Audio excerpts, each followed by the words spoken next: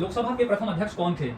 Most important प्रश्न है, ये रिपीटेड पेपर में पूछा जा रहा है, तो इसका सही जवाब हो जाएगा जीवी मावलंकर। जीवी मावलंकर थे लोकसभा के प्रथम अध्यक्ष। अब इस पे पॉइंट्स में याद रख लेते हैं ताकि इससे रिलेटेड कोई भी प्रश्न अगर पेपर में पूछा जाता है तो आप आसानी से इसका जवाब दे सकते हो। तो हमारा इंपॉर्टेंट पॉइंट्स कहता है कि लोकसभा का जो प्रथम अध्यक्ष था, जिन्हें स्पीकर भी कहते हैं, लोकसभा के अध्यक्ष को हम स्पीकर भी कहते हैं, वो थे गणेश वासुदेव मावलंकर। गणेश वासुदेव मावलंकर, जिन्हें जीवी मावलंकर कहते हैं, उनका शॉर्ट फॉर्म है जीवी मावलंकर। कभी ऑप्शन में जीवी मावलंकर भी मिल जाएगा। अब उन्होंने 15 मई 1952 से 27 फरवरी 1956 तक, अब इनका ये कार्यकाल था, 15 मई 1952 से लेकर 27 फरवरी 1956 तक इनका कार्यकाल रहा है लोकसभा के अध्यक्ष के रूप में, स्पीकर के रूप में। अब इन्हें लोकप्रिय रूप से दादा साहेब भी कहा जाता है, इन्हें लोकप्रिय रूप से दादा साहेब भी कहा जाता था। अब जीवी मावलंकर को लोकसभा का जनक भी माना जाता है। याद रखना है कि जीवी मावलंकर को लोकसभा का जनक भी माना जाता है। तो ये सभी पॉइंट्स को अच्छी तरह से याद में रख लेना है, ये सभी पॉइंट्स इंपॉर्टेंट है एग्जाम के लिए।